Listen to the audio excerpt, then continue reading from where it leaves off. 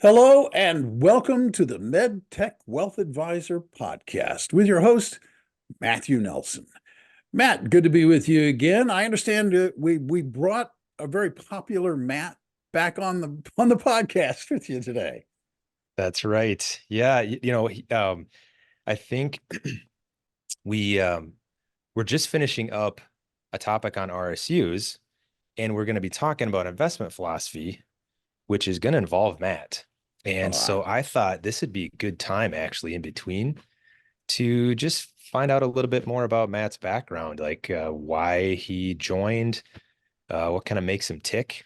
mhm. Um, you and I took the listeners through my background story, even though you had to kind of drag me through that because that wasn't my favorite thing to talk about. Well, here's a surprise for you, Matt. Yeah, Most people don't like to talk about themselves. There are a that's right. Hmm. few who really like it, but most That don't. that's right. I had to convince Matt the same things. Like, look, our clients are going to find it interesting. I think it gives some color to listeners as they're, Yes. we planned this to be a long-term, kind of educational show. And Matt's going to be on here quite a bit with me as we talk about investments, philosophy, and the market outlooks and all that kind of thing. So I just figure we take a few minutes today and just again see kind of what makes him tick and see how uncomfortable I can make him feel because that's Well, it's because my that's the show, fun right? part. That's right. Exactly. That's right. So Matt, Well, thanks for joining us. Like welcome back. No, you bet. Appreciate it. Yes. So, we're going to just dig right into this. I think back to really when we first met in 2017. That's goes back a little bit. It's been a lot of fun since then. We've gotten to know each other and gone from just solo practices to joining together. And we talked about a little bit of that on past shows, how we kind of joined forces and really 1+1 is now equaling 2. So, I mean, sorry, equaling more than 2, equaling probably 4. Um, but you know, let's just find out about like um, why did you get into the business? Like what is it that brought you to the financial advisory side of things? That's a loaded and great question. Um, as I'm sure we'll talk about, my track is a little more unique. I certainly didn't go to school for this. Started in a different career field that we can discuss. But at the end of the day, what attracted me to this industry was um, wanting to help people. That's always been a core tenet of mine from a young age. I wanted to be a doctor at one point in time for that reason. Different business ventures have all been based around really helping people. Um, and so that was one of the core things. Finances is something that I feel most people just don't know. We certainly don't teach it in our society. So if you know it, you've learned it or had, a parent or a mentor who maybe taught you truth about finances. Um, and love of business. And I really, really wanted to own and operate a business. And obviously been doing that for a while. But our partnership here over the last 3 years has been what I think all that led up to really, in where we're Sure. at. And, ultimately my, my passion exists in creating a legacy for, well, when it comes to business, building a firm that lasts beyond me, lasts beyond you and I as our partnership. That's part of the core of what we're developing. The impact that it makes on not only our clients' lives financially because of the field we're in, but really all the people we employ. Yeah, And absolutely. when I wake up in the morning, that's what makes me feel really good is I know all our employees are taken care of and their families. And as we continue to grow the firm, we'll impact more and more families that way as well and positive in society. That's, Yeah. I think you mentioned it in a past podcast about, the core principle or vision of who we are and what we feel business is about, getting that order correct. And I think we really share that passion and cause. Yeah, I agree. And that's where we kind of connected just instantly when we first met. And I think it's continued today. I somewhat wonder, as I hear little bits and pieces about your background, I somewhat wonder how maybe your formative years created kind of that syncing up of our personalities. So let me just back up, because there's a few things you said in there that I want to dig into. So tell me, just briefly, like where you grew up and kind of what your house was like, and maybe how you got introduced to, some of the work ethic that you bring to the table here. Yeah, sure. So grew up in Minneapolis area, southern metro area. Both my parents grew up on farms in southern Minnesota, south of Rochester. My father was a Marine during the Vietnam era, and then parlayed that into working in the semiconductor industry. And so hence moving up to the cities. And then I moved around quite a bit, junior high and high school years. His companies would either get merged into, bought out, or just simple career changes. So lived in San Diego for a few years, lived in Austin, Texas for a few years. But, I grew up in I would call it a pretty humble household. My parents never had a ton of money, and certainly didn't have the financial habits of, being great savers.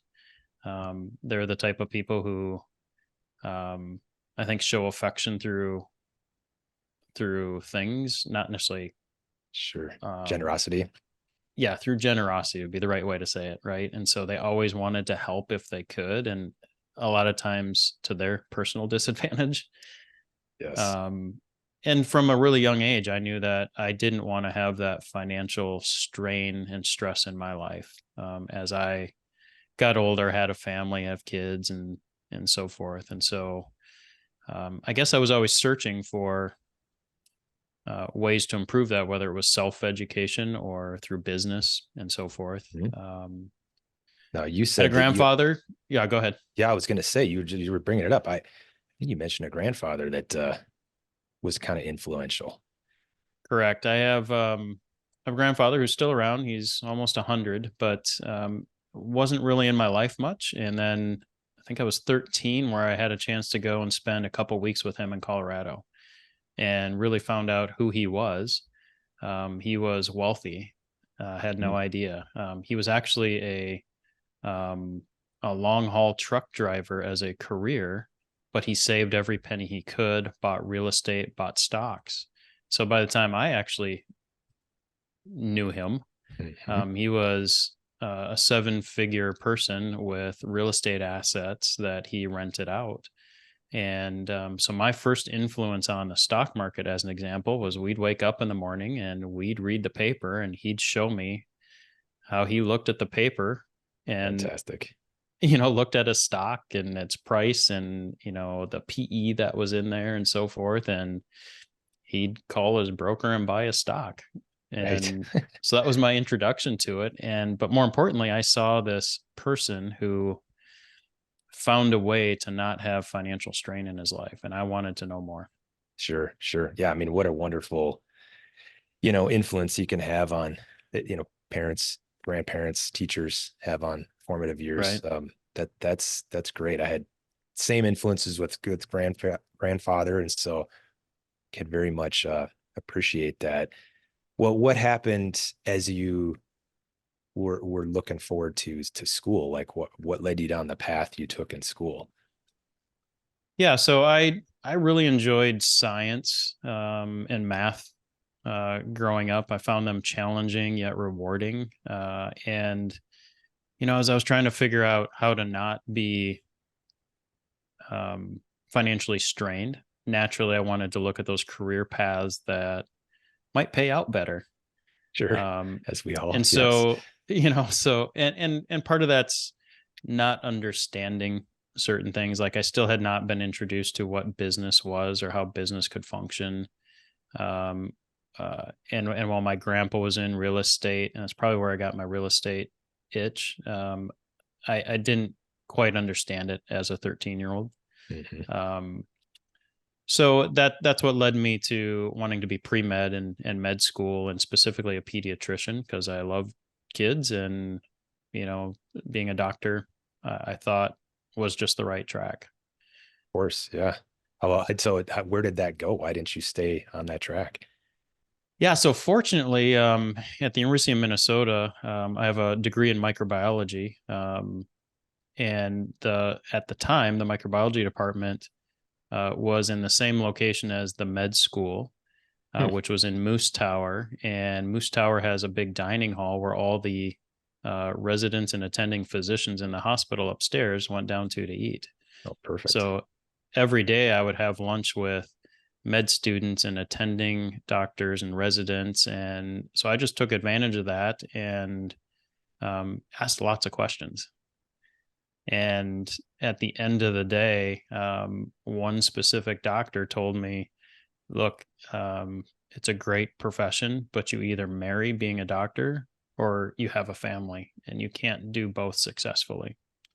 Now, that was his opinion, but that hit home to me. Sure. And really got me thinking, why do I want to be a doctor? And is that more important than the life I want to have, which, I wanted to get married. And in fact, at that time I was engaged already to my now wife. I didn't think it'd be good to go back to her and say, you know what, this doctor said, I'm going to choose medicine. Right. That's wonderful. I mean, just the asking questions, the curiosity that led you down. I mean, someone you maybe didn't intend to, the advice you didn't intend to get, maybe, that Correct. changed the course of your career. That's pretty interesting. And so does that mean then that's when you shifted to microbiology? Is that how that happened, or what? Well, I was getting a microbiology degree because I thought it was unique enough to be on a medical school application. I see. Okay, got it. Because most people had general biology or, things like that back then. So I was trying to differentiate myself. Instead of changing degree to what would have been business, and going back and taking 2 more years of school, at least 2 more years of school, I just decided to get done. So I graduated the next semester, actually quarters back in the day. And on my mom's encouragement, because I had the degree, go and see if it's a field you really want to work in or not, type of thing. Sure. Right? So maybe a little bit of the mom guilt. So I did that. I did microbiology research for a few years. Frank, I didn't really care for it. Right. It just wasn't fun. It was corporate world. Not groundbreaking research that was probably in my heart that I'd want to do, like, at an institution as opposed to a company. So. All right. Well, so not what you wanted to do. Well, actually, I remember you were telling me earlier that you had some stint in small business. Is this the point where you switched to that, or where does that come into play? Correct. Through, some circumstances, not entirely of my own. I was relieved out of the microbiology career, partly my own, part not my own, which ended up being a real blessing. Sure. It gave me that opportunity or the doorway to move out. And while I didn't know exactly what to do, I had an acquaintance who worked business to business finance in the credit markets.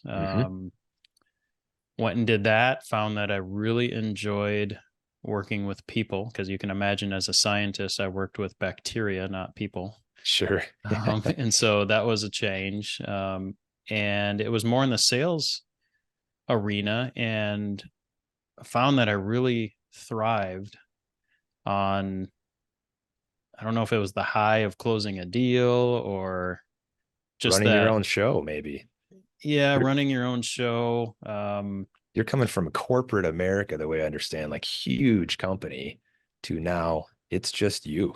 I mean, that's a lot. It's a big change.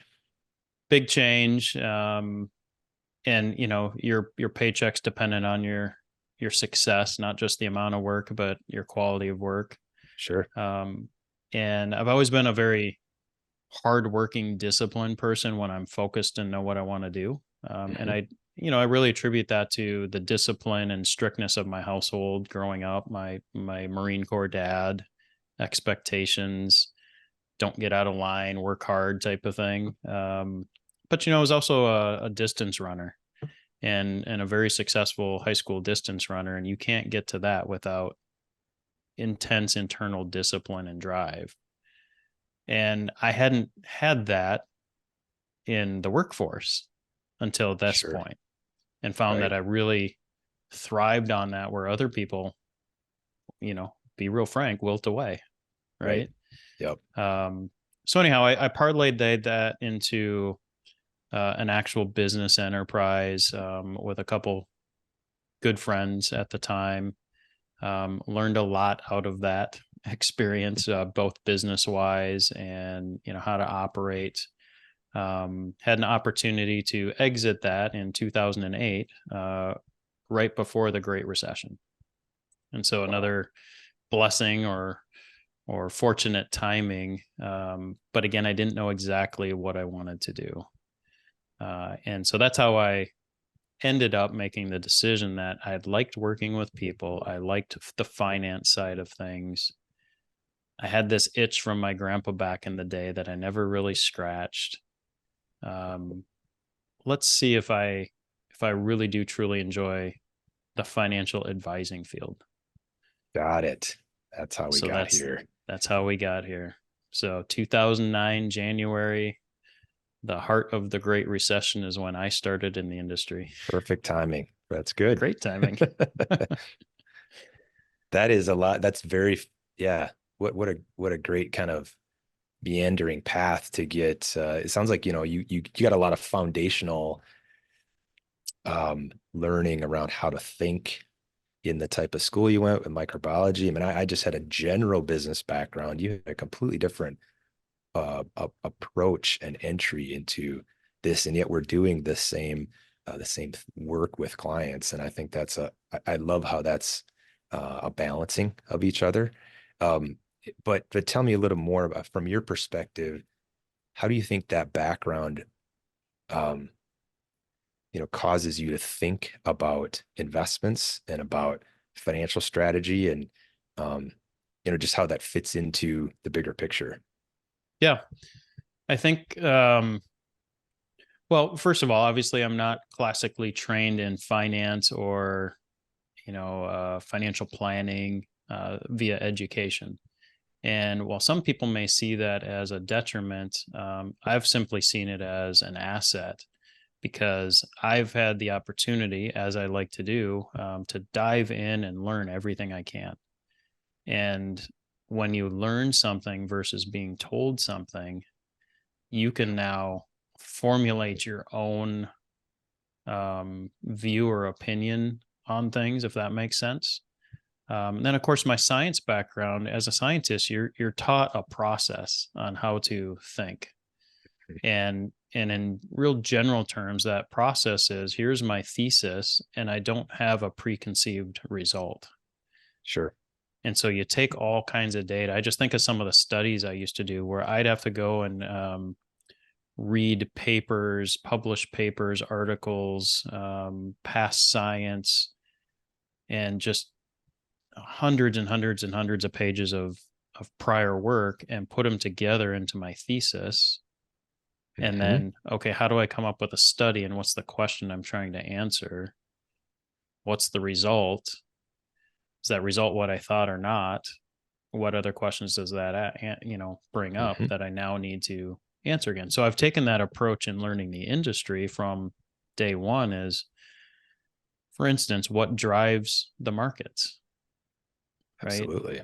And especially back in 2009, I started realizing that well over 80% of the market was driven through computer and algorithm trading.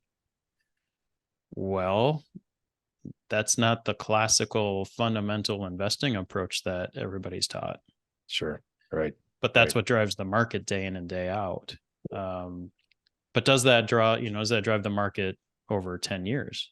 So that's the stuff I started studying and researching, contrary to what they wanted to teach or what education teaches. So I think that's what I bring to the table. Is I don't have a preconceived notion on this economic data point means this result. Mhm. I'll study what it meant in history in the past. So for instance, we just went through and we're still in this crazy inflation cycle. Yep. So what did we do going into that? I studied the last time that happened and how the markets responded to it. Not that that was how it was going to respond this time, but it gave us a roadmap. And I really Creating an think that approach. helped us in our investment philosophy and more importantly, in our communication to our clients on what to expect as inflation gets a little hairy. Yeah, no, that totally explains why we have the discussions we do about this in the background. Hey, Right. do you think because of that, did you gravitate toward any particular type of client, like a specialty area of planning, or what do you think? Because of where I started, I think that that was my first imprint. We had a lot of disenfranchised clients, if you will, that had been maybe not the ideal client for an advisor, so they were shipped off to our group type of thing. So I had to earn trust, but also educate and teach maybe a less than highly educated financial person was my core business that I worked with the first few years.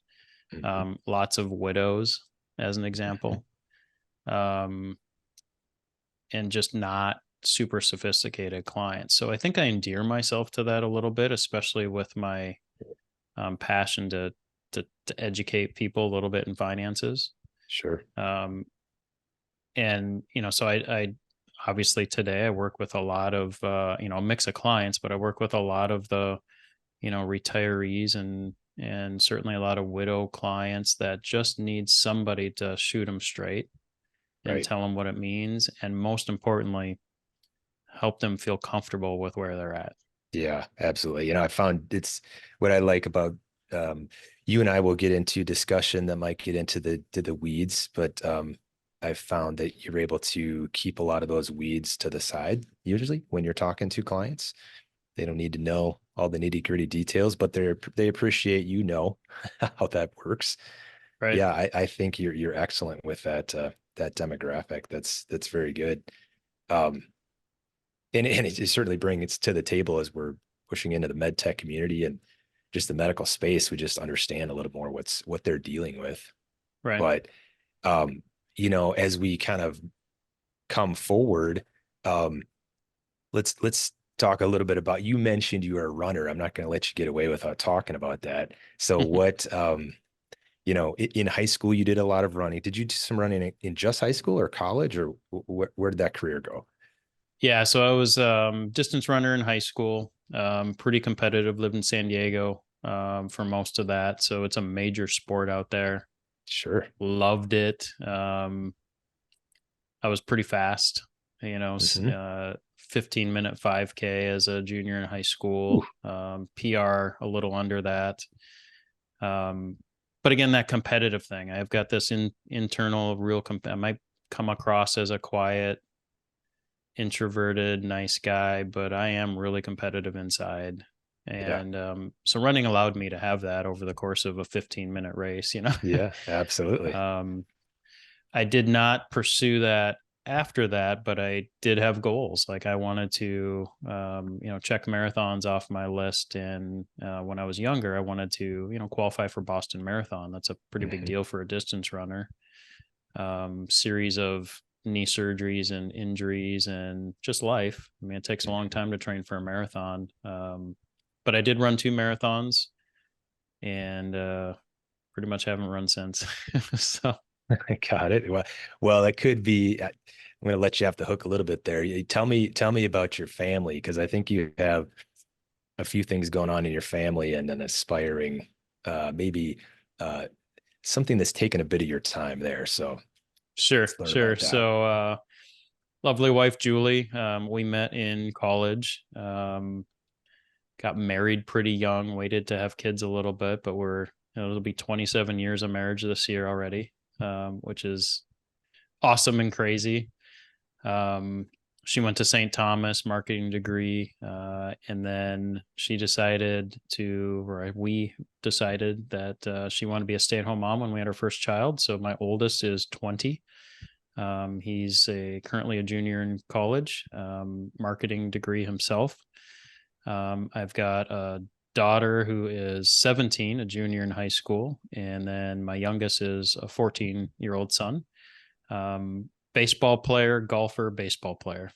Oh, wow. Is kind of how that settled out. My oldest played baseball his first year of college and then decided he wanted to move on. My youngest is still pursuing that, and my daughter is currently in the recruiting mix, and she will certainly get, she already has some amazing offers to play Division I golf. So Sure. Yeah, no, so you let yourself off the hook a little bit there on the running, because you've got a family with a lot of goals, and you've been a hugely supportive dad from what I can gather there. So that will be well served. But I'm going to get on you after your kids are out of school to get back into some of that. You're going to have to start biking or something with me. I don't know what it is, but maybe biking. Well, just as we wrap up a few more minutes here, I want to throw out a couple of maybe rapid fire questions at you. Sure. So kind of along the same lines, when you aren't working, what do you do for fun? Well, being that I live in Florida now, spend a lot of time outdoors, still spend a lot of time with my daughter on the golf course. I don't golf as much myself, but help her out a lot and enjoy spending time, of course, at baseball fields with my youngest son. But honestly, it's relaxing, reading books, going for walks, enjoying the Florida weather most of the year.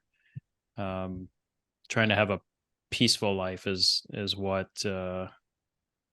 it's pretty chaotic with kids, and I've just mentally been trying to be more at peace with life, and so a lot of reading. Yeah, that's very good. Is there, if you run into someone who's asking you for advice, maybe younger, kids in college that you run into on the golf course or whatever, young people in the industry, is there something that you like to tell them that becomes maybe a mantra, or how you view success? Yeah, that's a really good question. And if I ask the same question of you, I'm sure 20 years ago, Matt, to today is a different view on that success, right? So imparting some of that wisdom on the younger generation. I believe that working really hard towards something that you are passionate about, whether you love to do it or not, but you're passionate about it, you're making an impact. But doing that in proper balance is the key. In doing some business ventures in my younger years, I ignored my oldest son until he was probably 7 or 8 because I just was never around. And while I don't regret setting the example of doing what I have to support my family, if I could go back, I would want to strike a little more balance in life, because he can't get that time back. Right. And he's an amazing young man. I don't think it affected him in a bad way necessarily, but it weighs on me a little bit. Sure. That's excellent. It's excellent advice. Putting things in perspective, as we've come to know that word, but not using that as the excuse to not pursue something in life, because that's what I find. Unfortunately, most people do, because they have a 3-year-old at home, they won't pursue a passion. And I think that's worse. Well, I think you've been a good example to your kids and to many of the staff around here of trying to cut that balance of paying attention to your family and working hard at the office. And we're thrilled to have you around and part of the group. I'm super happy we got to kind of like expose you a little bit to the world and get some of those things out. So I look forward to talking with you more as we have, like I said, Bill, the next episode we have coming up is about our investment philosophy, and Matt and I'll go a little bit back and forth on that. And so I think this is a great foundation for it. No, that'll be interesting. It'll be made all the more interesting because I love it when financial advisors come to their profession through a wandering path almost, as it were, because I think it gives them a better perspective on people and what it takes to achieve a measure of financial success. It's not a book anymore. You've learned a few things along the way. It's You not worked theory. yourself through some small businesses and everything else. And it's funny, Matt, you mentioned your grandfather. When I was a kid, my grandparents lived in southern Arkansas, out on a farm. And every morning when we got up, there was the radio with the farm to market report. I Sure. did not understand at the time the influence that would have on me, but I got used to hearing all the prices, the future prices of, where the soybeans, where the rice, where the corn, where everything was. And I'd ask my grandmother and my grandfather about it, and they would tell me what it was. And it gave me a deep appreciation, like it gave you, Yeah. and it gave me an interest in the financial field. And more than that, I think like your grandfather, who was a long haul truck driver, who made well in finance, it gave me an understanding that financial knowledge is not for the elitely educated people. Right.